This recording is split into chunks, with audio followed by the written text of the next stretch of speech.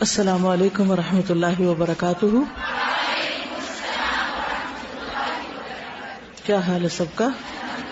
الحمدللہ.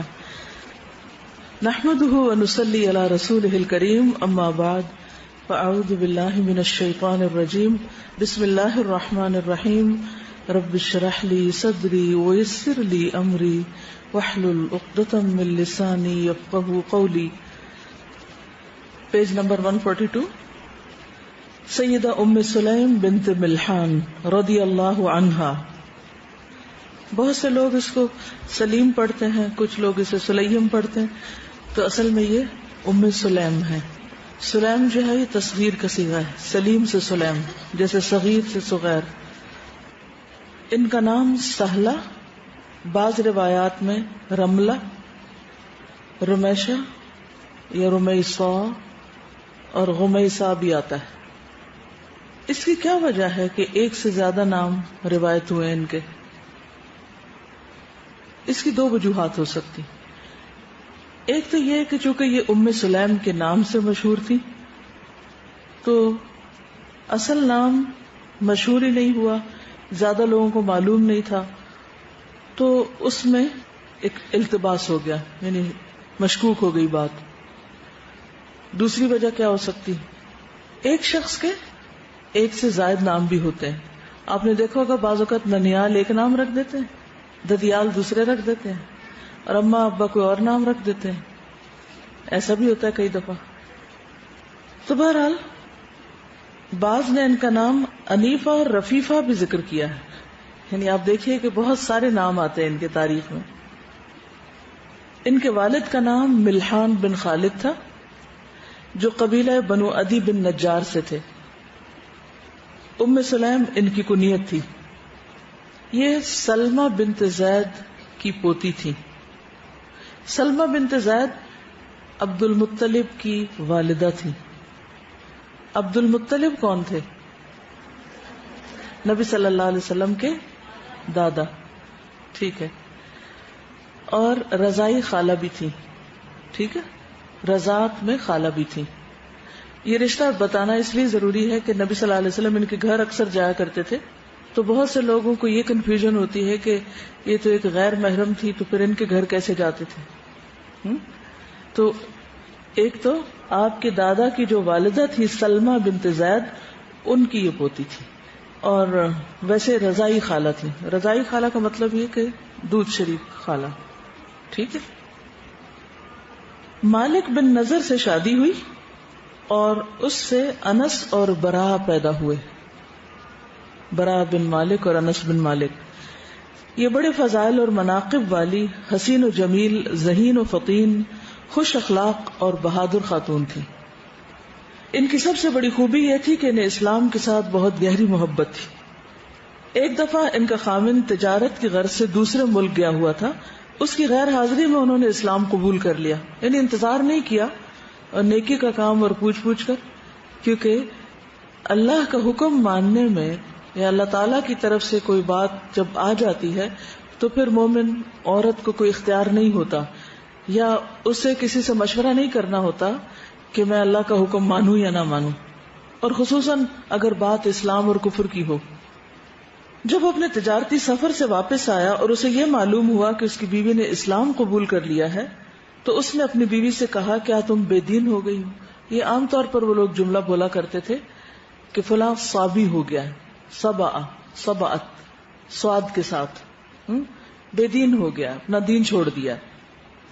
انہوں نے جواب دیا کہ نہیں، بے دین نہیں ہوئی، بلکہ میں ایمان لے آئی ہوں اور میں نے حق کی پیروی اختیار کی ہے.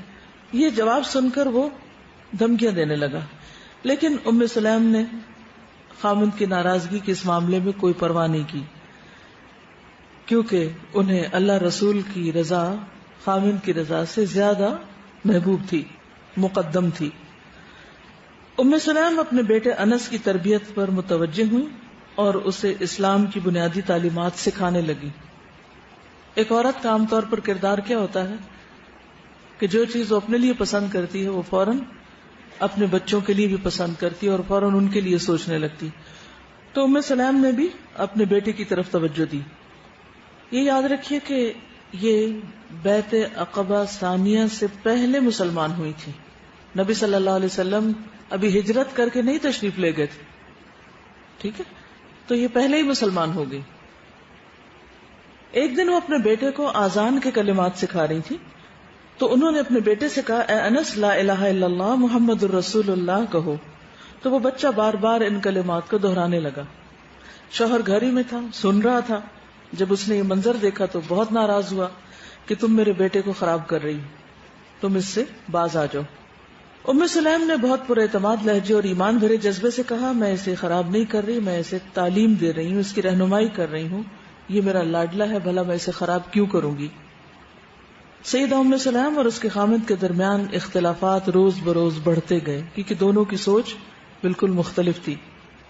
اس نے تنگ آ کر اپنی بیوی کو دھمکی دیتے ہوئے کہا اگر یہی صورتحال رہی اور تم نے اس دین کو نہ چھوڑا تو میں تجھے اور تیرے بیٹے کو اکیلا چھوڑ کر شام چلا جاؤں گا، میں ملک چھوڑ جاؤں گا. جب مالک بن نضر کو یقین ہو گیا کہ بیوی میری بات نہیں مانے گی تو ناراض ہو کر گھر سے نکل گیا. اپنی دھن میں جا رہا تھا کہ راستے میں اس کا دشمن سامنے آ گیا اور اس نے اسے قتل کر دیا. بعض روایات میں آتا ہے کہ شام جا کر اس کی وفات ہوئی، بعض کہتے ہیں راستے میں ہی مار دیا گیا. ام سلیم کو جب اپنے خامند کے قتل ہونے کا پتہ چلا تو انہیں بہت صدمہ ہوا. باوجود اس کے کہ اسلام نہیں قبول کیا اس نے اور وہ ان کے ساتھ اچھا سلوک نہیں کرتا تھا، لیکن ظاہر اچھے دن بھی گزرے تھے تو انہیں اس کا دکھ ہوا. ام سلیم نے پھر اپنے یتیم بیٹے یعنی حضرت انس کی اچھی طرح تربیت کرنے کی طرف پوری توجہ دی. کہا کہ جب تک یہ میرا بیٹا دودھ پینا چاہے گا میں اسے دودھ پلاؤں گی، کیونکہ اس وقت دودھ کی رضاعت کی کوئی مدت تو مقرر نہیں تھی نا. اور جب میرا بیٹا اجازت دے گا تو میں شادی کروں گی. ام سلیم اپنے بیٹے انس کی بہت اچھی طرح تربیت کرنے لگی. اللہ رسول کی محبت ان کے دل میں ڈالی. اس وقت سیدہ ام سلیم کی عقل و دانش نے انہیں یہ سجھایا کہ وہ رسول اللہ صلی اللہ علیہ وسلم کی خدمت میں اس کو لے جائیں اور ان کی زیر تربیت ان کو چھوڑ دیں تاکہ وہ آپ کے علم سے سیراب ہو. بہرحال نبی صلی اللہ علیہ وسلم جب ہجرت کر کے مدینہ تشریف لے کر آئے تو ام سلیم اپنے بیٹے کو حضور صلی اللہ علیہ وسلم کی خدمت میں لے گئی اور کہا کہ میرا یہ بیٹا آپ کی خدمت کرے گا. آپ صلی اللہ علیہ وسلم نے اسے قبول کر لیا. اس پر ام سلیم کو بہت خوشی ہوئی. اس کے بعد اب ان کی دوسری شادی ہوتی ہے ابو طلحہ انصاری سے. ابو طلحہ انصاری کو جب یہ پتا چلا کہ ام سلیم بیوہ ہو گئی ہیں اور انہوں نے ام سلیم کی خوبیوں کے بارے میں سن رکھا تھا تو انہوں نے شادی کا ارادہ کر لیا اور کہا کہ وہ مہر میں جتنا بھی سونا چاندی مانگے گی میں اس کو دوں گا، کیونکہ وہ بہت امیر انسان تھے، دولت مند تھے. لیکن ام سلیم کی دلچسپی بالکل کچھ اور تھی. انہیں اس کی دولت سے کسی قسم کی کوئی دلچسپی نہ تھی. ابو طلحہ کا خیال یہ تھا کہ مالدار ہونے کی وجہ سے شاید ام سلیم ان کے ساتھ شادی کر لیں گی، لیکن ام سلیم انہوں نے کسی اور چیز کا مطالبہ کیا. ان کا مہر دولت نہیں تھا، ان کا مہر اسلام تھا. آپ سب نے یہ واقعہ سن رکھا ہوگا. ابو طلحہ ام سلیم کے دروازے پہ خود آتے ہیں، خود پرپوز کرتے ہیں اور اپنا مدعا بیان کرتے ہیں. ام سلیم کہتی ہیں کہ تم ایک مشرک انسان ہو جو بتوں کی پوجا کرتے ہو، جسے فلاں حبشی نے لکڑی کو گھڑ کے بنایا ہے اپنے ہاتھ سے اور تم اس کو خدا مانتے ہو. تو اگر تم شرک کو چھوڑ دو اور اسلام قبول کر لو تو یہی میرا مہر ہوگا اور میں تم سے شادی پر تیار ہوں. اس بات پر ابو طلحہ نے کوئی اعتراض نہیں کیا اور مسلمان ہو گئے.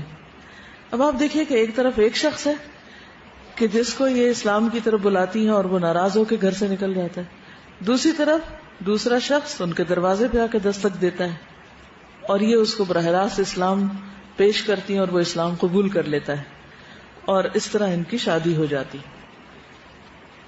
اس سے کیا پتہ چلتا ہے؟ کوئی ایک بات بتائیے کہ جو ان کی شادی کے معاملے میں یا ان کی ازدواجی زندگی کے معاملے میں سامنے آتی، اس سے کیا لیسن ملتا ہے؟ جی، شادی کی بنیاد تقوی ہونی چاہیے اور ان کے دین میں بہت استقامت تھی. دین ہی کی خاطر ایک شوہر کی ناراضگی برداشت کی اور اللہ سبحانہ و تعالیٰ نے دنیا میں اس سے بہترین نعم البدل عطا کیا. وہ چاہتی تھی ان کا شوہر اسلام قبول کرے. اب یہ شادی کرنے جا رہی ہیں اور صرف ایک دفعہ کہنے پر ابو طلحہ اسلام قبول کر لیتے ہیں. وہ گھر چھوڑ کے چلے گئے اور یہ گھر پہ آ گئے. یہ کس چیز کا بدلہ تھا؟ یعنی ایک نعمت ہاتھ سے گئی اور دوسری نعمت دروازے پہ آ گئی. اس سے کیا سبق ملتا ہے کہ جب کوئی شخص اللہ کی خاطر کسی چیز کو چھوڑتا ہے تو اللہ تعالیٰ اس کو نہیں چھوڑتا اگر نیت واقعی خالص ہو. کیونکہ من احب للہ وابغض للہ واعطى للہ ومنع للہ فقد استکمل الایمان. جس نے اللہ کی خاطر محبت کی اور اللہ کی خاطر بغض رکھا، اللہ کی خاطر کسی کو دیا اور اللہ کی خاطر روک دیا، اس نے اپنا ایمان مکمل کر لیا. گویا اس کے پاس ناقص ایمان نہیں، کامل ایمان ہے. تو یہ ان کے ایمان کا امتحان تھا جس میں یہ پوری اتری.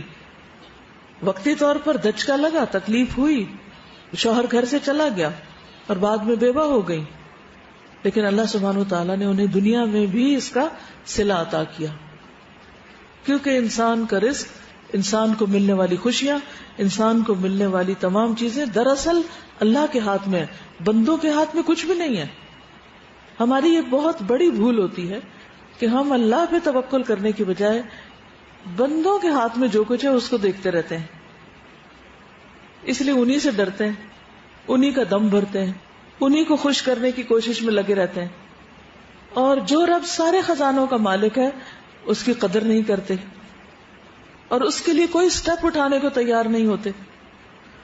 جی استاذہ، اس میں مجھے سب سے اچھی بات لگی وہ یہ ہے کہ ایک عورت بہت اچھی دائی بھی ہو سکتی ہے کہ وہ اپنے دلائل سے ایک دوسرے مرد کو بھی قائل کر سکتی ہے، جو اکثر سوچا جاتا ہے کہ عورت اچھی دلیل نہیں دے سکتی. شاید یعنی عورت ایک داعیہ بھی ہو سکتی ہے، اسلام کی دعوت دینے والی ہو سکتی ہے، اور آغاز تو گھر سے کرتی ہے.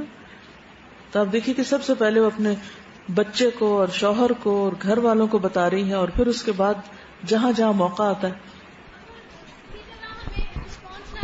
تو اس کا یہ مطلب نہیں ہے اس کو کسی اور کو بھی نہ بتائیں، ویری گڈ، ہمیں کسی اور کو بھی بتانی چاہیے بات. اب دیکھیے کہ عام طور پہ یہ ہوتا ہے کہ جب ہم کسی ایک کو اللہ کی بات بتاتے ہیں اور وہ جھٹلا دیتا ہے اور وہ ناراض ہو جاتا ہے اور وہ چھوڑ دیتا ہے ہمیں، تو پھر ہم اتنے ڈس ہارٹ ہو جاتے ہیں کہ دوبارہ کسی اور کو کچھ بتانے کی جرات ہی نہیں کرتے کہ میری کسی نے نہیں سننی، احساس کمتری کا شکار ہو جاتے. تو یہ نہیں ہونا چاہیے. کوئی مانے یا نہ مانے، اللہ کا جو حکم ہے اور جو ہم پر فرض ہے اس کو ہم ادا کرتے رہیں. جی شادی کرنے کے لیے یہ چیز نہیں دیکھنی چاہیے کہ اچھی جاب ہو، لڑکے کے پاس بہت مال و دولت ہو، اسٹیٹس ہو. یہ دیکھنا چاہیے کہ ایمان ہو، کیونکہ یہ چیزیں وقتی چلی جاتی ہیں لیکن ایمان جس کے پاس ہے وہ کبھی نہیں جاتا پھر. بالکل. اور یہاں آپ دیکھیے کہ ان کے پاس مال و دولت بہت تھا. یہ وہی ابو طلحہ انشاءاللہ آگے آئے گا کہ جنہوں نے اپنا ایک بہت بڑا باغ ایک آیت سن کر اللہ کی راہ میں دیا تھا. تو مال و دولت ہونے کے باوجود بھی انہوں نے یہ نہیں سوچا اچھا ابھی تو میں ہاں کر دیتی ہوں، شادی کے بعد میں قائل کر لوں گی. یہ نہیں کہا کہ نہیں مجھے مال نہیں چاہیے. اسی لیے کسی نے کہا تھا کہ میں نے نہیں دیکھا کہ ام سلیم کے مہر سے بڑھ کر اچھا مہر کسی اور کا ہو. اور کتنی عقل مند خاتون تھی، انہیں نظر آ رہا تھا کہ شوہر کے پاس کیا ہے، اس لالچ میں نہیں گئی. اور جسٹ ان کیس کہ اگر وہ ایمان نہیں لاتے تو آپ کا کیا خیال ہے کہ وہ کیا کرتی؟ پھر دولت کی خاطر شادی کر لیتی؟ نہیں. جی شوہر نے ان کو دھمکیاں دی اور ناراض ہو گئے لیکن انہوں نے پرواہ نہیں کی. ہمارے ہاں اس سے کمپیئر کیا جائے تو عورتیں بہت جلد شوہر کی ناراضگی کی وجہ سے سرنڈر کر دیتی ہیں کہ بس ٹھیک ہے شوہر ناراض کر دیتی، اللہ کو ناراض کر دیتی ہیں. جی کیونکہ وہ برداشت نہیں ہم کر پاتے نا بے رخی. جی تو اس لیے پھر ہم فوراً اپنے موقف سے پھر جاتے ہیں. اس کا مطلب نہیں حسن سلوک نہیں کرنا چاہیے، لیکن جہاں اللہ کی بات آ جائے پھر وہاں اللہ تعالیٰ ہر ایک کو آزماتا ہے. یعنی یہ نہیں ہوتا کہ صرف مردوں کی آزمائش ہوتی ہے، عورتوں کی آزمائش بھی ہوتی ہے دین میں. جی السلام علیکم. سادہ دیکھیں بیٹے سے کتنی محبت کرتی ہیں کہ ان کا دودھ نہیں چھڑانا چاہتی ہیں جب تک وہ اس کے کہے بغیر شادی نہیں کرنا چاہتی ہیں, لیکن اللہ اور رسول کی محبت میں اس کو رسول اللہ کی خدمت میں دے آئی ہیں جا کے کہ اس کی بہترین پرورش ہو سکے گی وہاں. بہت اچھا نقطہ انہوں نے بتایا کہ جس بچے سے اتنی محبت کرتی ہیں ان کی تعلیم کے بہترین انتظام کے لیے اپنے پاس نہیں رکھتی, اللہ کے رسول صلی اللہ علیہ وسلم کے پاس بھیج دیتی. ماں محبت تو دے سکتی ہے لیکن سب کچھ نہیں دے سکتی, اور جس سے محبت ہو اس کی جدائی بھی بڑی مشکل ہوتی ہے. اور بجائے اس کے کہ ان سے اپنا کوئی کام لے یا اپنی خدمت کے لیے رکھ لے, ان کو وہ اللہ کے رسول صلی اللہ علیہ وسلم کی خدمت میں حاضر کرتی ہیں, اور اس وقت کہتی ہیں کہ اے اللہ کے رسول صلی اللہ علیہ وسلم, میرا یہ بیٹا لکھنا بھی جانتا ہے. یعنی حضرت انس صرف ادھر ادھر کے کام نہیں کرتے تھے بلکہ یہ آپ کے کاتب بھی بن سکتے ہیں. جی, لوگوں کی سال ہر سال کی صحبت بھی نہیں بدلتی جیسے ان کی پہلے شوہر کے ساتھ تھا, اور بعض لوگ اتنے اچھے ہوتے ہیں کہ ایک ہی بات سنتے ہیں اور فوراً بدل جاتے ہیں. صحیح. اگر تصویر کا ایک رخ کہ کتنی مظلوم ہے, شوہر بھی چھوڑ کے چلے گئے, لیکن وہی چیز اللہ تعالیٰ نے کچھ عرصے بعد ہی جو ہے حالات بالکل بدل جاتے ہیں. اگر اس بات کا کسی کو یقین ہو کہ کل یوم ہوا فی شأن, ہر دن ایک نیا دن ہوتا ہے, ہمیں نہیں معلوم کہ اگر آج کا دن ہمارے لیے بہت اچھا تو کل بھی بہت اچھا ہوگا, یا آج کا دن اگر اچھا نہیں ہے, ہمیں اچھا لگ رہا تو کل بھی اچھا نہیں ہوگا. ہمیشہ اللہ تعالیٰ سے پر امید رہنا چاہیے.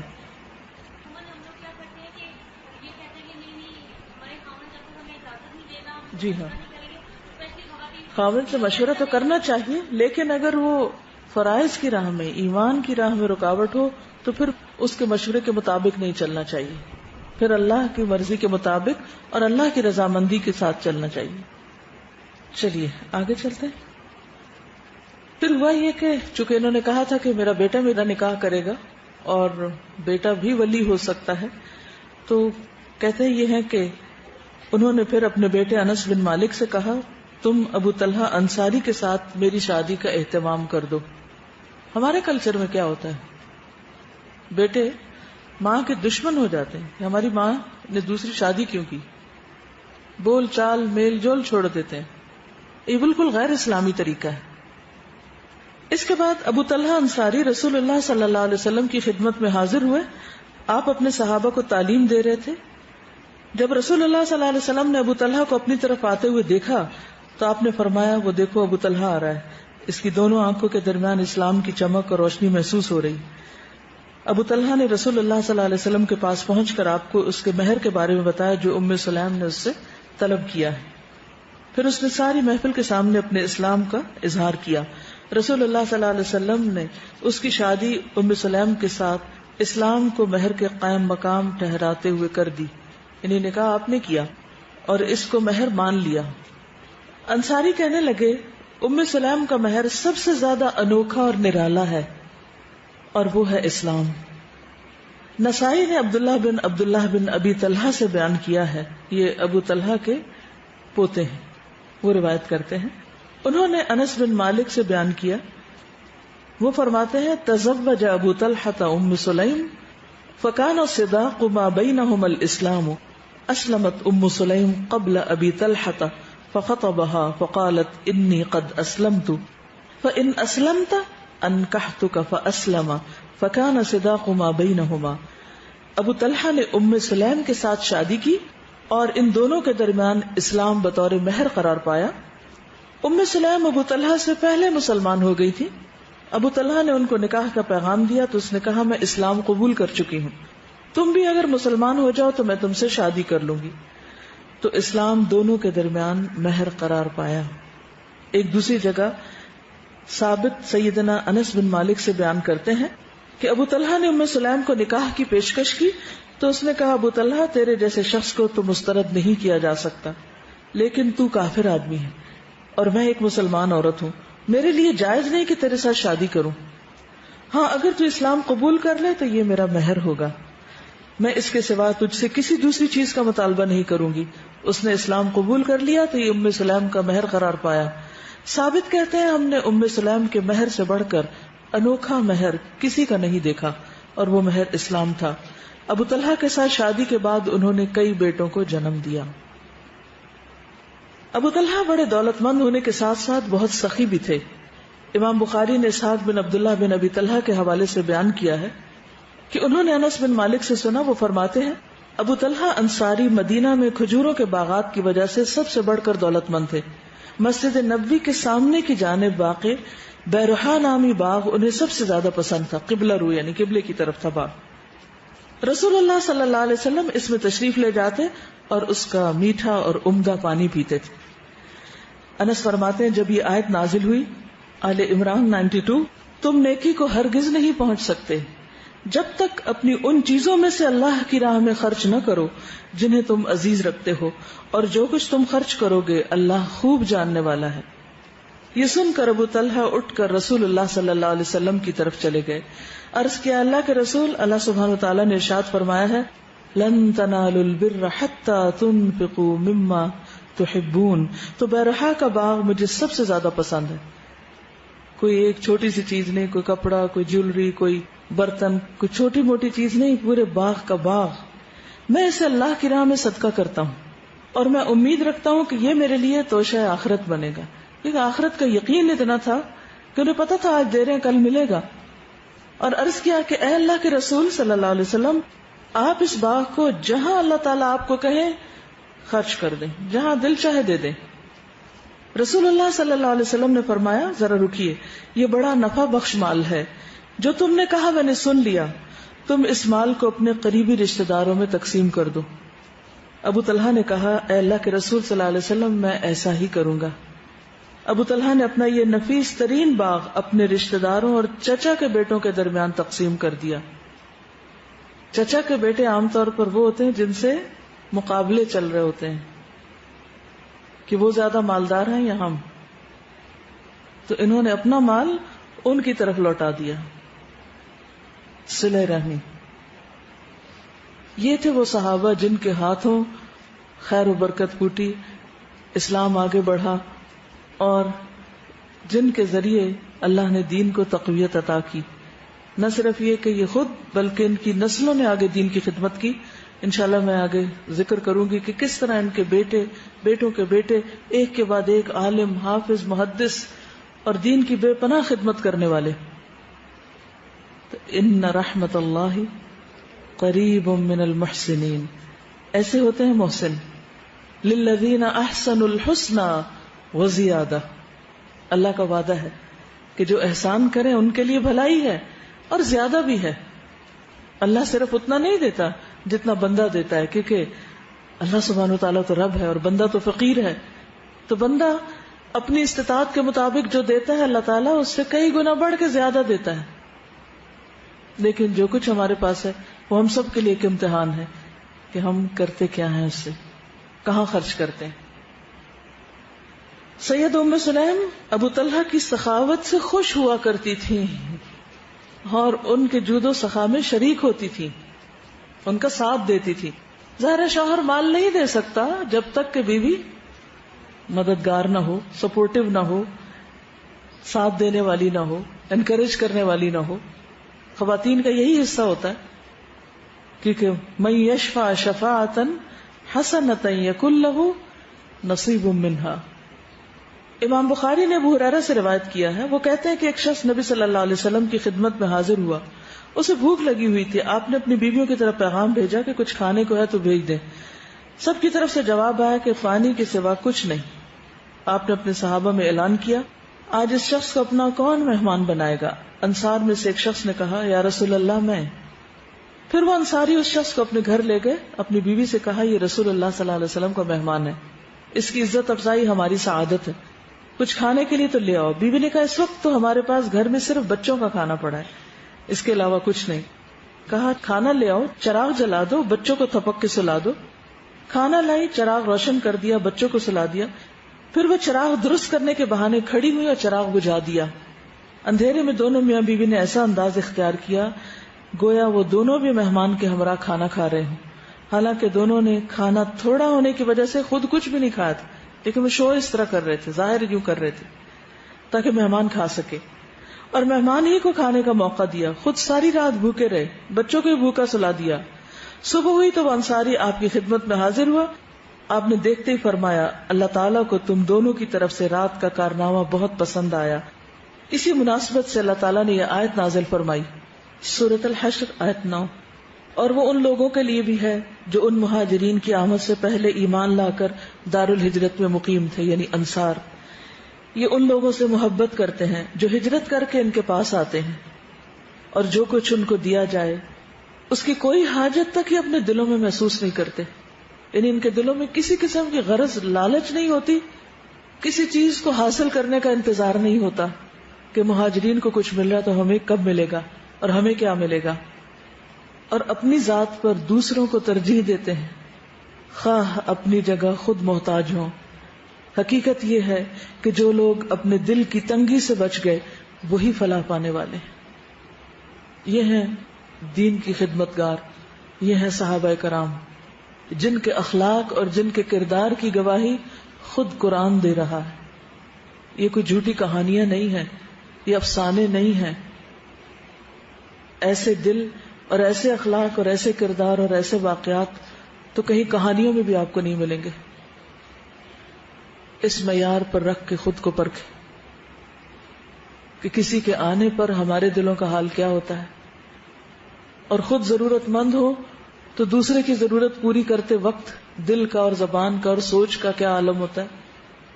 اور وہ بھی کسی خونی رشتے میں نہیں، صرف اور صرف اللہ کی خاطر، صرف اور صرف دین کے لیے. یہ تھے وہ لوگ جن کے دلوں سے تنگی نکل گئی تھی، یہ بچا لیے گئے تھے دلوں کی تنگی سے. انہی سے اللہ راضی ہوا. آج ہم دین کا کام کیوں نہیں کر پاتے؟ کیونکہ ہمارے اندر یہ اخلاق نہیں ہے، یہ کردار نہیں ہے، ایسے دل نہیں ہے، ایسے جذبے نہیں ہیں. اور یہ یاد رکھیے کہ یہ دونوں میاں بیوی ام سلیم اور ابو طلحہ انصاری تھے جن کے بارے میں آیت نازل ہوئی. ابو ہریرہ بیان کرتے ہیں کہ ایک شخص نے رسول اللہ صلی اللہ علیہ وسلم کی خدمت میں حاضر ہو کر عرض کیا، اے اللہ کے رسول صلی اللہ علیہ وسلم، مجھے بہت بھوک لگی ہے. آپ نے اپنی بیوی کی طرف پیغام بھیجا، کھانے کے بارے میں پوچھا. اس نے کہا، مجھے قسم ہے اس ذات کی جس نے آپ کو حق دے کر بھیجا ہے، میرے پاس پانی کے علاوہ کچھ نہیں. رسول اللہ صلی اللہ علیہ وسلم نے اپنی دوسری بیوی کی طرف پیغام بھیجا، اس نے بھی یہی جواب دیا، یہاں تک کہ یکے بعد دیگرے ہر بیوی نے یہی کہا، قسم ہے اس ذات کی جس نے آپ کو حق دے کر بھیجا، ہمارے پاس پانی کے علاوہ کچھ نہیں. رسول اللہ صلی اللہ علیہ وسلم نے اپنے پاس بیٹھے ہوئے صحابہ سے کہا، آپ میں سے آج کون اس شخص کو اپنا مہمان بنائے گا؟ ایک انصاری اٹھے، کہا، اے اللہ کے رسول صلی اللہ علیہ وسلم، میں انہیں اپنا مہمان بناؤں گا. پھر وہ انصاری اس کو لے کر اپنے گھر چلے گئے. انصاری نے اپنی بیوی سے کہا، تیرے پاس کھانے کو کچھ ہے؟ اس نے کہا، بچوں کا کھانا ہے، کچھ نہیں. اس نے کہا، بچوں کو تھپکی دے کے سلا دو، جب ہمارا مہمان اندر آئے تو چراغ بجھا دینا، ہم اندھیرے میں ظاہر کریں گے کہ ہم بھی مل کے کھانا کھا رہے ہیں. وہ کھانے کے پاس بیٹھ گئے، مہمان نے کھانا کھایا. صبح کے وقت وہ انصاری آپ کی خدمت میں حاضر ہوا تو آپ نے دیکھتے ہوئے فرمایا، اللہ کو تم دونوں نے جو اپنے مہمان کے ساتھ حسن سلوک کیا وہ بہت زیادہ پسند آیا. اور ایسا کرنے والے ام سلیم اور ابو طلحہ انصاری تھے. یہ ایک ہی واقعہ دو مختلف سندوں سے روایت ہوا ہے. یہاں پر آپ کچھ کہنا چاہیں تو کہیے، اس کے بعد ہم آگے چلیں گے. جی. اس عادت میں ہمیں نظر آ رہا ہے کہ دونوں میاں بیوی سپورٹی میں ایک دوسرے کے ساتھ نیکی کے کام میں مدد کر رہے ہیں، ہیلپ کر رہے ہیں ایک دوسرے کے. جی. اچھا، انہوں نے تو یہ بھی نہیں سوچا کہ گھر میں کچھ ہے بھی کہ نہیں، بس مہمان لیا اور چلے گئے اور جا کے پوچھتے ہیں کہ کیا ہے. استاد ایک بات یہ کہ جب اللہ تعالیٰ کی راہ میں خرچ کرنے کی باری آئی تو انہوں نے اپنی سب سے پسندیدہ چیز اللہ کی راہ میں خرچ کی. ہم لوگ کیا کرتے ہیں کہ بس سوچ میں پڑے رہتے ہیں کہ یہ دیں یا یہ نہ دیں. بالکل. جی. استاذہ ایک تو یہ کہ جب انہوں نے کہا کہ وہ ان کی ہر نیکی میں اور سخاوت میں شریک ہوتی تھی، تو مطلب ابو طلحہ نے جتنی اسلام لانے کے بعد نیکیاں کی ان سب کا بھی ریوارڈ انڈائریکٹلی ان کو گیا. جی. جب تک آپ سیلف لیس نہیں ہوتے نا تب تک آپ دین کی روح کو نہیں پا سکتے اور نہ اس کو پھیلا سکتے ہیں. بالکل. جب تک آپ سیلف لیس نہیں ہوتے آپ دین کی نہ روح پا سکتے ہیں، نہ آپ کے اپنے عمل میں کوئی چیز آتی ہے اور نہ ہی آپ اس کو آگے لے جا سکتے ہیں. کیونکہ دعوت دینا، لوگوں کے لیے تڑپنا، یہ اپنی ذات سے بالا ہو کے صرف انسان سوچ سکتا ہے. خود غرض انسان کبھی بھی نہیں یہ کام کر سکتا، کیونکہ اس میں تو صرف انسان کو تکلیفیں ہی تکلیفیں ہوتی، دینے والا ہی بننا پڑتا ہے. جی. اس میں یہ پتہ چلتا کہ انہوں نے باغ دے دیا لیکن وہ اس قدر خوش ہوئے, اتنا قیمتی باغ دینے کے باوجود بھی وہ خوش ہیں. بالکل. اور ایک ان کا یہ نا کہ ان کا ایثار کا لیول اتنا تھا کہ وَيُؤْثِرُونَ عَلَىٰ أَنفُسِهِمْ وَلَوْ كَانَ بِهِمْ خَصَاصَةٌ, اور پھر انہوں نے مطلب رات کے اندھیرے میں انہوں نے یہ کام کیا اور اس کی اللہ نے اتنی قدردانی کی کہ ہم آج اس چیز کو پڑھ رہے ہیں. بالکل. اور معلوم نہیں لاکھوں لوگ اس واقعے سے متاثر ہو کر کس کس طرح بدلے ہوں گے اور انہوں نے کیسے کیسے خیر کے کام کیے ہوں گے, کیونکہ دوسروں کی زندگی ہمارے لیے ایک رہنمائی اور روشنی بن جاتی. مجھے جو ان کے کردار میں نظر آ رہی ہے بات کہ وہ اتنی اسٹرانگ ماں ہیں کہ حضرت انس کی جیسے تربیت کرتی ہیں, ان کے اس کا باپ کافر ہے لیکن اسے کلمہ سکھا رہی ہیں. پھر ابھی دیکھیے کہ مہمان آتے ہیں تو ان کے فادر کہتے ہیں کہ آپ بچوں کو تبکی دے کے سلا دیجیے, حالانکہ بچے بھوکے ہیں. تو انہوں نے اپنے بچوں کی ڈائٹ ہیبٹس کو ایسا رکھا تھا کہ وہ بھوک میں بھی یہ تبکی پہ سو گئے. اب ہمارے بچوں کی ہم نے اپنی ڈائٹ ہیبٹس اتنی خراب کی ہوئی ہیں کہ وہ طرح طرح کے کھانے مطلب جب تک نہ کھا لیں تو سونا تو دور کی بات, وہ دم نہیں لینے دیتے, اور وہ کسی اور کو دینے والے بھی نہیں ہوتے کیونکہ ان کی یہی خواہش ہوتی ہے کہ ایک لمبی لسٹ ہے کہ مجھے یہ بھی ملنا چاہیے, اس وقت یہ کیوں نہیں ہے, یہ کیوں نہیں ہے, ایسا کیوں نہیں, ویسا کیوں نہیں. گھر میں کھانا پکا ہوتا ہے اور باہر سے آرڈر کر رہے ہوتے ہیں. جی, اور گھر والا کھا کے ناشکری بھی کرتے ہیں. اور پھر یہ کہ بچوں کی ڈائٹ ہیبٹس کا ان کے اوپر کتنا افیکٹ ہوتا ہے نا, یہی بچے پھر آگے دینے والے بھی بنتے ہیں جو تبکیوں پہ سو جاتے ہیں. ایک چیز جو انس رضی اللہ تعالیٰ عنہ کے بارے میں ہے کہ وہ ان کو چھوڑ کر آئی تھی, جب ان کی شادی ابو طلحہ سے ہوئی تھی تو بڑی ویل آف فیملی میں گئی نا وہ, تو انہوں نے جب رسول اللہ صلی اللہ علیہ وسلم کی خدمت میں ان کو دیا تو یہ نہیں کہا کہ آپ نے اس طرف ان کو تعلیم دینی ہے یا ان سے اچھے اچھے کام کرانے, انہوں نے کہا ان کو خادم بنا لیں. تو نیک شخص کی صحبت جو ہوتی ہے نا وہ انسان کو علم اور عمل کی طرف دونوں کی طرف لے آتی ہے. اور ہمارے یہاں اگر ہم کہتے ہیں کہ دین کا کام کرنا ہے اور اگر کوئی ڈیوٹی دے دی جائے کہ ریسپشن پہ یا اس طرح کام کرنا ہے تو فوراً ہم ہماری شان کے خلاف. بالکل. جو اللہ تعالیٰ نے یہاں وَمَن يُوقَ شُحَّ نَفْسِهِ فَأُولَٰئِكَ هُمُ الْمُفْلِحُونَ, فلاح پانے کے لیے نفس کی شوہ سے جو ہے بچنا, یہ یعنی ایک اس کا کرائٹیریا ہے. اور اس سے ایک تو دعا کرنی چاہیے کیونکہ اللہ تعالیٰ کہہ رہے ہیں جو بچا لیا گیا, اور دوسرا یہ کہ صرف یہی مال خرچ کرنا ہی نہیں ہوتا, یعنی اسی کے لیے شوہ نہیں ہوتا, بلکہ شوہ ایک طبیعت میں جو کسی کی بھی بہتری یا اس کی کسی بھی نعمت کا کسی کا اقرار یا تعریف نہ کر سکنا, یہ بھی شوہ میں آتا ہے. تو ہم خاص طور پر عورتوں کو بہت زیادہ اس کے لیے دعا کرنی چاہیے اور کوشش کرنی چاہیے کہ بالکل اس سے بچا لیں.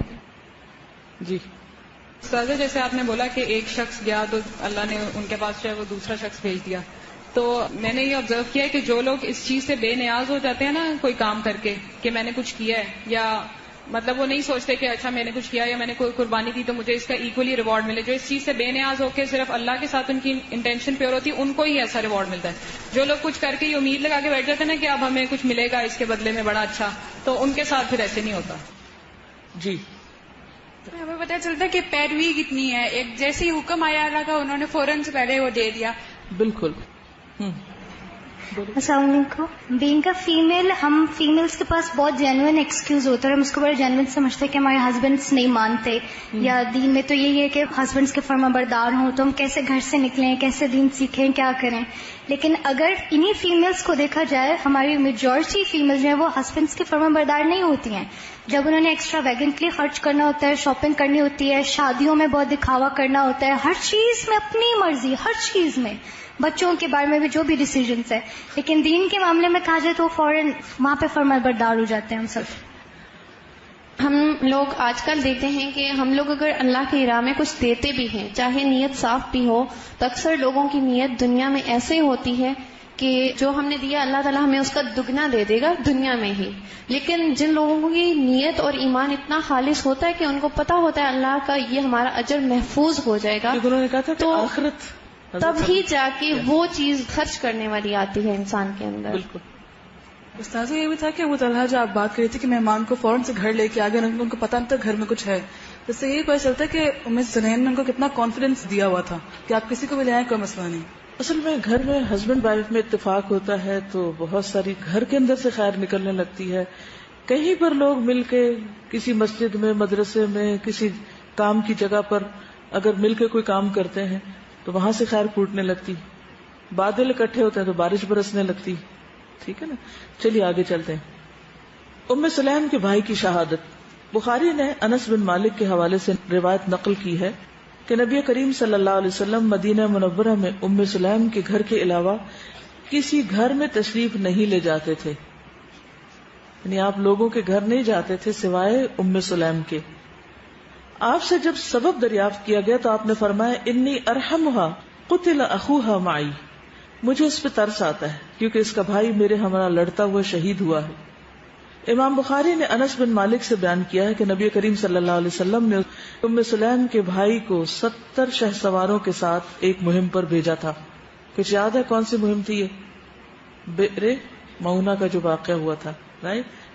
اس کی وجہ یہ تھی کہ مشرکوں کے سردار عامر بن طفیل نے رسول اکرم صلی اللہ علیہ وسلم کے سامنے 3 صورتیں رکھی تھی. اس نے کہا یا تو یہ کیجئے کہ دیہاتی آبادی پر آپ کی حکومت اور شہری آبادی پر میری ہو، یا پھر آپ مجھے اپنا جانشین مقرر کیجئے، ورنہ پھر میں ہزاروں غطفانیوں کو لے کر آپ پر چڑھائی کر دوں گا. اس پر آپ نے اس کے لیے بددعا کی اور ام فلاں کے گھر میں وہ مرض طاعون میں گرفتار ہوا. کہنے لگا اس فلاں کی عورت کے جوان اونٹ کی طرح مجھے بھی غدود نکل آیا ہے، میرا گھوڑا دو. وہ گھوڑے کی پشت پہ ہی مر گیا، یعنی وہاں سے نکلنا چاہ رہا تھا. بہرحال ام سلیم کے بھائی حرام بن ملحان، ایک اور صحابی جو لنگڑے تھے اور ایک تیسرے صحابی جن کا تعلق بنی فلاں سے تھا آگے بڑھے. حرام نے ساتھیوں سے کہہ دیا تھا کہ تم میرے قریب ہی رہنا، میں ان کے پاس پہلے جاتا ہوں. اگر انہوں نے مجھے امن دیا تو تم لوگ قریب ہی ہو، اور اگر انہوں نے مجھے قتل کر دیا تو آپ حضرات اپنے ساتھیوں کے پاس چلے جائیں. چنانچہ قبیلے میں پہنچ کر انہوں نے کہا کیا تم مجھے امان دیتے ہو کہ میں رسول اللہ صلی اللہ علیہ وسلم کا پیغام تمہیں پہنچا دوں؟ پھر وہ رسول اللہ صلی اللہ علیہ وسلم کا پیغام انہیں پہنچانے لگے. تو قبیلے والوں نے ایک شخص کو اشارہ کیا اور اس نے پیچھے سے آ کر ان پر نیزے سے وار کر دیا. حمام کہتے ہیں کہ میرا خیال ہے کہ نیزہ آر پار ہو گیا تھا. حرام کی زبان سے اس وقت نکلا اللہ اکبر، رب کعبہ کی قسم میں نے تو اپنی مراد حاصل کر لی. تو ایک طرح سے آپ کو یہ سفیر بن کے گئے تھے اور یہ مارے گئے تھے. تو اس بنا پر بھی آپ ان کی بہت قدر کرتے تھے، ان کے خاندان کی. نبی کریم صلی اللہ علیہ وسلم کی ام سلیم کے بیٹے کے حق میں دعا. انس بن مالک کا بیان ہے رسول اللہ صلی اللہ علیہ وسلم میری والدہ ام سلیم کے پاس تشریف لائے. انہوں نے آپ کی خدمت میں کھجور اور گھی پیش کیا. آپ نے روزہ رکھا ہوا تھا. آپ نے فرمایا کہ کھجور کو کھجور والے برتن میں، گھی کو گھی والے برتن میں واپس رکھ دو. پھر آپ گھر کے کونے کی طرف گئے، وہاں 2 رکعت نماز ادا کی. ہم نے آپ کے ساتھ نماز پڑھی. پھر آپ نے ام سلیم اور ان کے اہل خانہ کے حق میں خیر و برکت کی دعا کی. ام سلیم نے کہا اللہ کے رسول صلی اللہ علیہ وسلم میری ایک خاص دلی تمنا ہے. آپ نے پوچھا وہ کیا؟ انہوں نے کہا کہ میرے بیٹے انس کے حق میں بھی دعا کر دیں. تو آپ صلی اللہ علیہ وسلم نے میرے حق میں دنیا اور آخرت کی خیر و برکت کی دعا کی. آپ نے میرے لیے یہ دعا کی اللہم ارزقہ مالا وولدا وبارک لہ فی، الہی اسے مال اور اولاد عطا کر اور اسے برکت عطا فرما.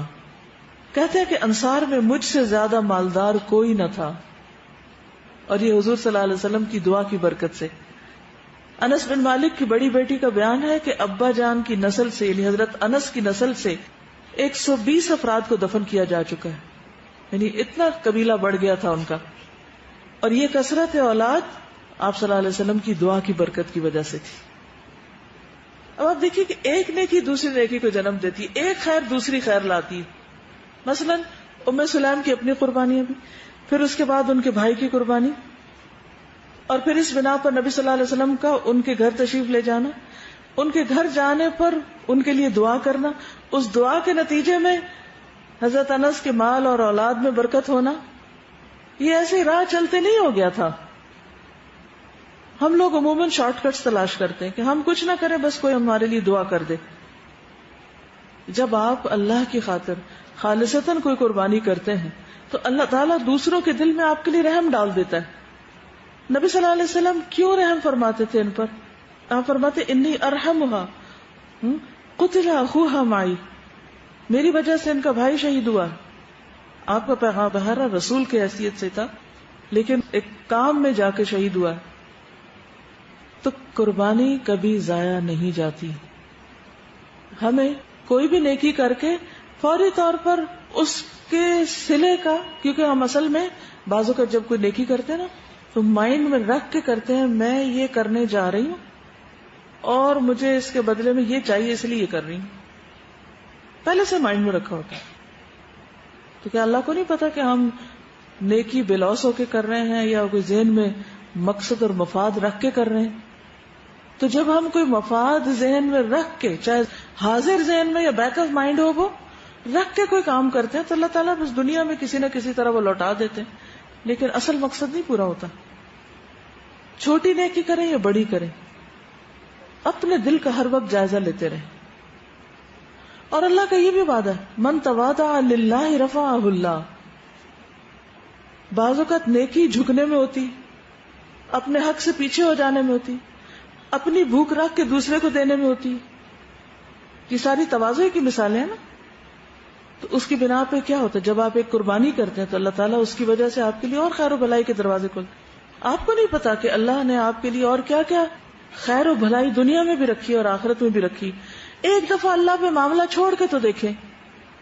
ہم اللہ پہ چھوڑنے کے بعد اپنے ہاتھ میں رکھتے ہیں، میں اس کے ساتھ یہ کروں نا تاکہ اس سے مجھے یہ ملے. کتنی گھٹیا نیت ہوتی. اس وقت یہ سوچیں کہ میں یہ معاملہ اللہ کے سپرد کری، میں یہ کام اللہ کے لیے کر رہی ہوں، اللہ کو دینا چاہتی، پھر دیکھتے ہیں اللہ میرے ساتھ کیا معاملہ کرتا ہے. مجھے اللہ سے خیر و بھلائی کی توقع ہے، اس بندے سے نہیں. کیونکہ جب بندوں سے آپ کرتے ہیں تو بندے آپ کو مایوس کرتے ہیں، اور جب آپ اللہ کے لیے خالص ہو جاتے ہیں تو اللہ تعالیٰ آپ کو کبھی تنہا نہیں چھوڑتا. لیکن یہ ہم نے ابھی تک سیکھا نہیں. اس کے لیے صبر کی بھی ضرورت ہوتی اور اپنے آپ کو ہر طرح کی علائشوں سے نکالنے کی بھی. ام سلیم ہر گھڑی رسول اللہ صلی اللہ علیہ وسلم کی برکات سمیٹنے کی کوشش میں رہتی. سیدنا انس بن مالک ام سلیم سے بیان کرتے ہیں، وہ فرماتی ہیں کہ نبی کریم صلی اللہ علیہ وسلم آپ کے ہاں تشریف لایا کرتے تھے. وہ آپ کی رضائی خالہ تھی. آپ کی آمد پر وہ چمڑے کی چادر بچھا دیتی تھی. وہ کیوں؟ آپ کے اعزاز میں، آپ کے اکرام میں. ٹھیک ہے نا. یعنی جب کوئی مہمان آتا ہے یا کوئی خاص بندہ آتا ہے تو اس کے لیے کیا کرتے ہیں؟ آپ لوگوں نے کبھی نہیں کیا نئی چادر بچھائی ہو کسی کے لیے؟ اصل میں ہم لوگ اپنے دنیاوی کاموں کے لیے سب کچھ کرنا جانتے ہیں. گھر میں کوئی شادی ہو، کوئی ذاتی قسم کے مہمان آ رہے ہوں، سب اہتمام کرتے ہیں. یہاں پر آپ دیکھیں کہ آپ صلی اللہ علیہ وسلم جب آتے تھے تو آپ کے لیے وہ الگ چادر بچھاتی تھی، یعنی اہتمام کرتی تھی. مراد اس سے یہ آپ وہاں قیلولہ کر لیا کرتے تھے. رسول اللہ صلی اللہ علیہ وسلم کو جو پسینہ آتا ام سلیم اسے جمع کر کے خوشبو میں ملا لیا کرتی تھی اور پسینے کو شیشے میں محفوظ کر لیا کرتی تھی. رسول اللہ صلی اللہ علیہ وسلم کھجور کی چھوٹی چٹائی پر نماز پڑھ لیا کرتے تھے. یعنی آپ ان کے گھر جاتے، وہاں آرام بھی کرتے، وہاں نماز بھی پڑھتے، یعنی اس گھر کو اپنا گھر سمجھتے ایک طرح سے. محمد بن موسیٰ نے عبداللہ بن ابی طلحہ سے اور انہوں نے انس بن مالک سے بیان کیا کہ نبی کریم چمڑے کی چادر پر لیٹتے تو آپ کا پسینہ بہنے لگتا. ام سلیم تولیے کے ذریعے سے پسینے کو چادر سے لے کر شیشے میں ڈال لیتی. نبی کریم نے انہیں دیکھا تو پوچھا یہ تم کیا کر رہی ہو؟ انہوں نے کہا میں آپ کے پسینے کو خوشبو میں ملاؤں گی. یہ سن کر نبی صلی اللہ علیہ وسلم ہنس پڑے اور انہیں ایسا کرنے سے منع نہیں کیا. انس بن مالک کہتے ہیں کہ نبی کریم صلی اللہ علیہ وسلم ام سلیم کے گھر تشریف لائے. وہ اس وقت گھر میں نہیں تھی، آپ اس کے بستر پر سو گئے. میری والدہ کو بتایا گیا کہ نبی صلی اللہ علیہ وسلم تمہارے گھر میں سوئے ہوئے. وہ گھر آئیں، دیکھا کہ نبی کریم صلی اللہ علیہ وسلم کا پسینہ بہہ کر بستر پر بچھی ہوئی چمڑے کی چادر پر جمع ہو رہا ہے. تو انہوں نے اپنا سنگھار دان کھولا اور تولیے کے ذریعے سے پسینہ سمیٹ کر شیشے میں نچوڑنے لگی. نبی کریم صلی اللہ علیہ وسلم کی اچانک آنکھ کھلی تو آپ نے ان سے کہا ام سلیم تم کیا کر رہی؟ کہا اے اللہ کے رسول صلی اللہ علیہ وسلم ہمیں امید ہے کہ یہ ہمارے بچوں کے لیے باعث برکت ہوگا. آپ نے فرمایا ٹھیک ہے. اور یہ روایت صحیح مسلم کی ہے اور انہیں برکتیں میسر بھی ہوئی. ام سلیم رسول اللہ صلی اللہ علیہ وسلم کی خدمت میں وقتاً فوقتاً تحائف پیش کرتی، آپ کو اپنے ہاں کھانے پہ مدعو کرتی. زیارت کے ان اوقات میں وہ آپ کی برکات سے مستفید ہوتی. نصر بن انس بن مالک سے روایت کرتے ہیں، کہتے کہ میری والدہ ام سلیم کہتی ہیں کہ تم نبی کریم کے پاس جاؤ، آپ کی خدمت میں عرض کرنا کہ اگر ہو سکے تو دوپہر کا کھانا ہمارے یہاں کھا لیں. یعنی حضرت انس جب جاتے تھے خدمت کے لیے تو ساتھ ہی دعوت بھی دیتے ان کو. حضرت انس بیان کرتے ہیں کہ میں حضور صلی اللہ علیہ وسلم کی خدمت میں حاضر ہوا اور اپنی والدہ کا پیغام آپ کو دیا. آپ نے فرمایا جو لوگ میرے پاس اس وقت موجود ہیں وہ بھی کھانے کے لیے آ جائیں. میں نے کہا جی ہاں ضرور آ جائیں. تو آپ نے وہاں موجود صحابہ کرام کو فرمایا اٹھو، آپ سب کی ام سلیم کے ہاں کھانے کی دعوت. حضرت انس فرماتے ہیں میں جلدی سے گھر آیا اور اپنی والدہ ام سلیم سے ملا. میں گھبرایا ہوا تھا کیونکہ حضور صلی اللہ علیہ وسلم کے ساتھ اور بھی بہت سے لوگ کھانے پہ آ رہے تھے. والدہ نے مجھ سے پوچھا انس کیا کر کے آئے ہو؟ اتنی بات ہوئی تھی کہ آپ تشریف لے آئے. آپ نے آتے ہی میری والدہ سے پوچھا کیا تیرے پاس گھی ہے؟ انہوں نے کہا ہاں ہے، ایک ڈبہ ہے، اس کے ساتھ تھوڑا سا گھی لگا ہوا ہے، یعنی وہ بھرا ہوا نہیں ہے بلکہ کناروں پہ لگا ہوا ہے. آپ نے فرمایا وہ میرے پاس لے آؤ. فرماتی ہے کہ میں نے آپ کی خدمت میں پیش کر دیا. آپ نے اس ڈبے کا ڈھکنا کھولا، پھر آپ نے یہ کہا اللہم اعظم فیہ البرکہ، الہی اس میں بہت زیادہ برکت عطا فرما. پھر آپ نے فرمایا اس ڈبے کو الٹا دو، تو میں نے الٹا دیا. نبی کریم صلی اللہ علیہ وسلم بسم اللہ پڑھتے ہوئے اس ڈبے سے گھی نچوڑنے لگے. میں نے اس سے ہنڈیاں بھر لی. اس میں جو کھانا تیار کیا گیا اس سے تقریباً 80 افراد نے کھانا کھایا، پھر بھی کھانا بچ گیا. تو آپ نے بچا ہوا کھانا ام سلیم کے سپرد کیا. فرمایا یہ تم بھی کھاؤ اور پڑوسیوں کو بھی کھلاؤ. یہ صحیح مسلم اور صحیح ابی اوانا کی روایت. تو اس کو برکت کہتے ہیں. اور بہت سی برکات میں سے یہ تو صرف ایک قطرہ ہے. اور آپ کی سب سے بڑی برکت تو یہ کہ دین اسلام ہم تک پہنچ گیا. نبی صلی اللہ علیہ وسلم کی طرف سے ام سلیم کا اکرام. ان کے فضل و شرف کا اندازہ امام بخاری کی اس روایت سے ہوتا ہے. فرماتے ہیں کہ میں نے عبداللہ بن عباس سے یہ خبر سنی. وہ کہتے ہیں کہ رسول اللہ صلی اللہ علیہ وسلم نے ایک انصاری خاتون سے فرمایا. عبداللہ بن عباس نے اس خاتون کا نام لیا تھا لیکن میں اس کا نام بھول گیا ہوں. آپ نے ان سے فرمایا ما منعک ان تحجی معنا، ہمارے ساتھ حج کرنے سے تمہیں کس چیز نے روکا ہے؟ اس نے کہا ایک اونٹ پر میرا خاوند اور اس کا بیٹا سوار ہو کر گئے اور ایک اونٹ ہمارے لیے چھوڑا ہے جس پر ہم پانی وغیرہ لاد کے لاتے ہیں، یعنی باقی جانوروں کو پلانے خود گھر کے کام کے لیے. آپ نے فرمایا فَإِذَا كَانَ رَمَضَانُ اعْتَمِرِي فِيهِ فَإِنَّ عُمْرَةً فِي رَمَضَانَ حَجَّةٌ، اور دوسری روایت میں آتا حَجَّةٌ مَعِي، جب رمضان ہو تو عمرہ ادا کرنا کیونکہ رمضان میں عمرہ حج کے برابر ہوتا ہے. اور دوسری روایت میں آتا ہے کہ میرے ساتھ حج کے برابر ہوتا ہے. انس بن مالک کا بیان ہے، وہ ام سلیم کے بارے میں فرماتے ہیں کہ وہ نبی کریم صلی اللہ علیہ وسلم کی ازواج مطہرات کے ساتھ سفر کر رہی تھی اور اونٹنیوں کو ایک ہدی خان چلا رہا تھا. تو رسول اللہ صلی اللہ علیہ وسلم نے فرمایا اے انجشہ اونٹنیوں کو آہستہ چلاؤ، اس پر خواتین سوار ہیں. کیونکہ جب وہ ہدی ہوتے ایک طرح سے اشعار ہوتے ہیں، تو جب وہ ایک خاص انداز میں آواز میں پڑھتے ہیں تو اس سے جانور اور زیادہ تیزی سے بھاگنے لگتے ہیں. تو انجشہ جو تھے وہ خواتین کی طرف ہدی کرتے تھے اور دوسری طرف ایک اور صحابی تھے وہ کیا کرتے تھے. تو آپ نے کہا کہ رفقن بالقواریر، کہ یہ آئینے ہیں، ان کے ساتھ نرمی سے پیش آؤ. بخاری میں آتا ہے انس بن مالک کہتے ہیں میری والدہ حالت حمل میں اونٹنی پر سوار تھی جسے نبی صلی اللہ علیہ وسلم کا غلام انجشہ ہانک رہا تھا. آپ نے فرمایا انجشہ اپنی سواری کو آہستہ چلاؤ، اس پہ خاتون سوار ہے، یعنی خاص طور پر ان کا خیال کیا. صبر کرنے والی ذہین خاتون تھی. ابو طلحہ کے ہاں ام سلیم کے بطن سے خوبصورت بیٹا ہوا اور انہوں نے اس کا نام ابو عمیر رکھا. اس سے دونوں والدین بہت مانوس تھے اور اس کے لیے ایک چھوٹا سا پرندہ لائے تھے پیٹ، جس سے وہ کھیلا کرتا تھا. اچانک وہ پرندہ مر گیا تو نبی صلی اللہ علیہ وسلم جب ابو عمیر کو دیکھتے تھے تو آپ فرماتے تھے یا ابا عمیر ما فعل النغیر، اے ابو عمیر تمہارے نغیر کو کیا ہوا. یعنی صرف ابو عمیر کو نہیں بلکہ ان کے پرندے کو بھی پوچھتے تھے کہ اس کا کیا بنا. اس سے کیا بات پتہ چلتی؟ پرندے تک کے بارے میں پوچھنا. کبھی آپ نے کسی کے پرندے کا پوچھا؟ ہماری ایک اسٹوڈنٹ ہے تو انہوں نے طوطا پالا ہوا، تو کبھی میری بات ہو تو میں ان سے پوچھتی ہوں تمہارے طوطے کا کیا حال ہے، تو وہ بتاتی ہیں کہ اب وہ یہ کر رہا ہے، وہ اتنا بڑا ہو گیا ہے، اب اس کا رنگ یوں چینج ہو رہا ہے. تو کیوں پوچھنا چاہیے کسی کے طوطے کے بارے میں، کسی کے پرندے کے بارے میں؟ وائی؟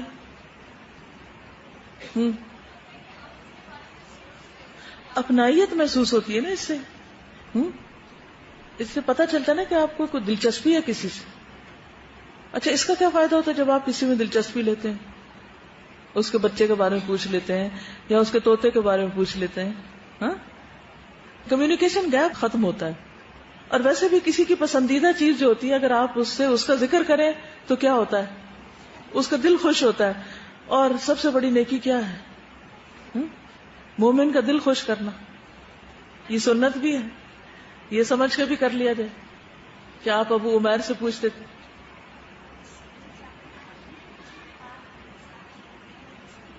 بالکل. یعنی انسان جس سے تعلق رکھتا ہے یا جس سے محبت ہوتی ہے اس سے اپنی خوشی بھی شیئر کرتا ہے اور اس کی خوشی کے بارے میں بھی معلوم کرتا ہے.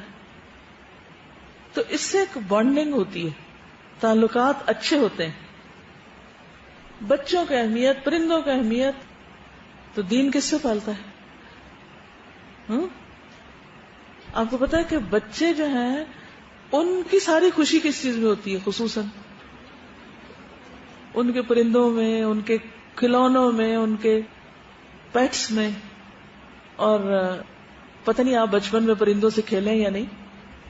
مجھے طوطا بہت ہی پسند تھا, تو میرے والد جو تھے وہ ایک کے بعد ایک طوطا لے آتے تھے. اگر کوئی ایک طوطا اڑ جاتا یا کچھ ہوتا تو مجھے ہمیشہ شوق ہوتا تھا میں اسے بلوا کے چھوڑوں, اور بول کے نہیں دیتے. تمہارے ایک سے کہتی تھی وہ طوطا چاہیے جو بولتا ہے.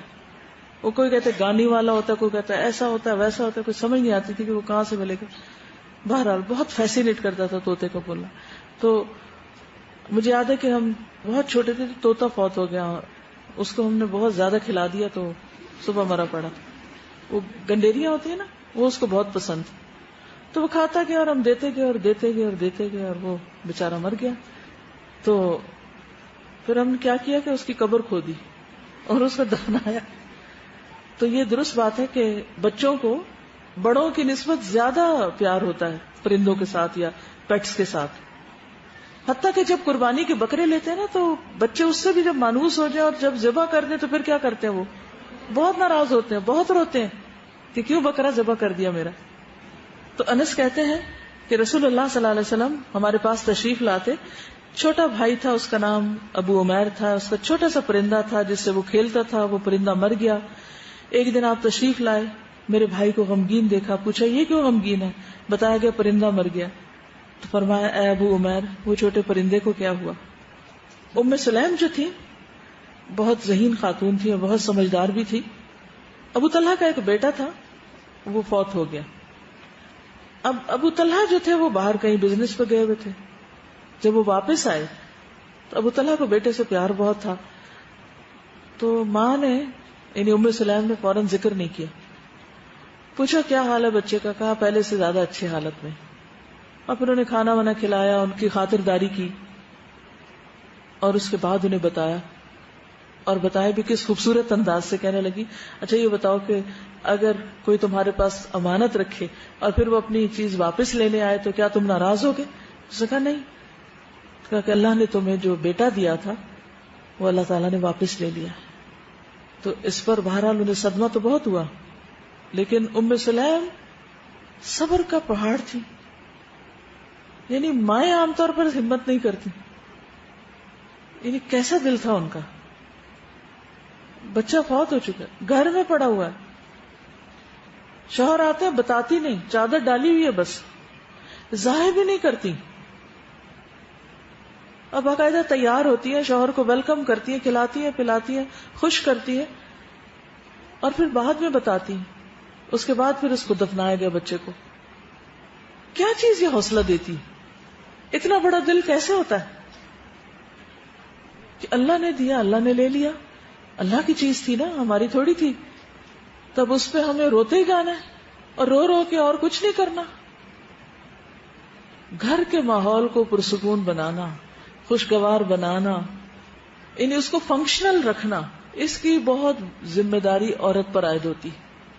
جب عورتیں روز گھر میں کوئی ایشو کھڑا رکھتی ہیں نا, کسی چھوٹی بڑی بات پہ رونا دھونا, اس کی شکایت, اس نے یہ کر دیا, بچے نے یہ کر دیا, فلاں یہ کر گیا, وہ آ رہا ہے, وہ جا رہا ہے, فضول باتیں, تو اس سے کیا ہوتا ہے؟ اس سے انسان کچھ کرنے کے قابل نہیں ہوتا. تو یہاں ان کے مزاج کے اندر یعنی ایسا صبر, یعنی عجیب کردار ہے. یعنی ہمارے ہاں تو دور دور بھی دیکھنے میں نظر نہیں آتا. یہ ہمارے والد بتاتے ہیں کہ ہماری جو دادی تھی ان کے بھی کئی بیٹے تھے, اور ہوتا یہ تھا کہ بچے بس 3-4 سال یا تھوڑے سے بڑے ہوتے تو فوت ہو جاتے تھے.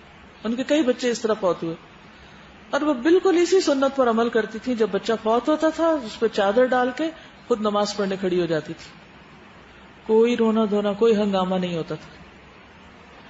اور سب خواتین جو آس پاس کی نیبرز کی, ادھر کی ادھر کی, ان کے پاس خواتین آیا کرتی تھی. وہ جب میرے دادا کے ساتھ اس میں کام کرتی تھی کھیتوں میں، تو کتاب ساتھ ہوتی تھی، پڑھی لکھی نہیں تھی، بس کتاب پڑھ لیتی تھی. تو ان کے ساتھ اور بھی خواتین کام کرتی تھی. تو جب کام کر لیتی تو پھر کتاب درخت پہ رکھی ہوئی ہوتی تھی، اسے اتارتی اور ان کو پڑھ کے سناتی اور شیئر کرتی، اور کچھ شعر بھی ان کے بتاتے تھے پنجابی کے، مجھے تب یاد نہیں. تو پھر اس کے بعد اسی طرح کتاب رکھ دیتی، پھر سب کام کرتی، پھر گھر آ جاتی. اور جب کوئی بچہ فوت ہو جاتا تو اسی طرح کھڑی ہوتی. تو سب حیران ہوتے تو کہتے تھے کہ یہ بہت ہی سخت دل کی ہیں، ان کو کوئی اثر نہیں ہوتا. کیا یہ سخت دلی؟ سخت دلی نہیں، ٹھیک ہے انسان روئے، لیکن دنیا کے لیے تو نہیں روئے نا. اللہ کے سامنے اپنے غم کی فریاد کرے، تنہائی میں رو لے. ہمارے کیا ہوتا ہے کہ سب دنیا کو ہم نے بتانا ہوتا ہے کہ ہم غمگین ہیں. یہ جو ڈراماز ہوتے ہیں ان میں یہ جو دکھایا جاتا ہے کہ کسی کی ڈیتھ پہ کتنا رونا چاہیے، کس طرح ہنگامے کرنے، اس کی وجہ سے یہ ایک ڈکٹیٹڈ بیہیویئر ہے جو لوگ ایکسپیکٹ کرتے ہیں کہ جب کسی گھر میں ڈیتھ ہو تو جب تک کوئی اس طرح نہ روئے تو اس کو کوئی غم ہی نہیں ہے. اور لوگ اتنے ججمنٹل ہو جاتے ہیں کہ اگر آپ اپنی طرف سے صبر کریں، پتہ نہیں اس دوسرے کے دل کی کیا حالت ہے کیا نہیں، آپ کو نہیں پتا. اور لوگ کہتے ہیں کہ لو جی ان کے تو اپنے بچوں کو کوئی دکھ نہیں ہے اور ان کو نہیں ہے، اور جو ہمسائے ہیں ان کو ان سے زیادہ دکھ ہے، اور کمپیریزن باقاعدہ شروع ہو جاتا ہے کہ یہ کیونکہ رو نہیں رہے اور پیٹ نہیں رہے تو ان کو دکھ نہیں ہے. بالکل. اور ایک صحابیہ کہتی ہے کہ نبی صلی اللہ علیہ وسلم نے جب ہم سے بیعت لی تھی تو اس میں ایک بیعت یہ بھی تھی کہ ہم نوحہ نہیں کریں گی. کہتی 5 خواتین کے سوا کوئی اس پہ قائم نہ رہ سکا، کیونکہ بہرحال عورتوں کا دل چھوٹا ہوتا ہے، ہمت جلدی ہار جاتی ہے. تو ٹھیک ہے رونا تو آتا ہے، لیکن پھر یہ بھی تو ایک امتحان ہے نا کہ اس وقت انسان اپنے آپ کو کنٹرول کرے. اور پھر اس وقت کنٹرول کرے جب سارے لوگ آپ کو رلانے پہ تلے ہوئے ہوں اور وہ چاہتے ہو کہ آپ رو کے ہی دکھائیں اور سب کے سامنے روئیں، اور ان کو پروو کرنے کے لیے کہ آپ کو بڑا غم ہے پھر آپ جھوٹا موٹا بھی روئیں یا اصلی روئیں. تو لوگوں کا خوف دل سے نکلنا چاہیے، یا لوگوں کی خاطر رونا اور لوگوں کی خاطر صبر کرنا. یعنی دوسری چیز بھی ٹھیک نہیں کہ ہائے کوئی کہے گا یہ کتنا رو رہی ہے تو مجھے نہیں رونا چاہیے کیونکہ یہ سارے دیندار لوگ ہیں اور ان کے سامنے مجھے نہیں رونا چاہیے. تو یہ صحابیات کی جو زندگی ہے اور یہ جو سیرت ہے یہ دراصل ہمارے لیے ایک عملی نمونہ ہے. ہم ہر روز نماز میں جو پڑھتے ہیں نا اہدنا الصراط المستقیم صراط الذین انعمت علیہم، ہمیں سیدھا راستہ دکھا، ان کا راستہ جن پر تو نے انعام کیا، جو تیرے پسندیدہ بندے تھے، ہمیں ان کے راستے پہ چلا. اور یہ ثبوت تو اپنی بات کتنی سچی ہے، ہماری دعا بھی کتنی سچی ہے، یہ ہمارا عمل ہی بتائے گا کہ ہم کرتے کیا ہیں.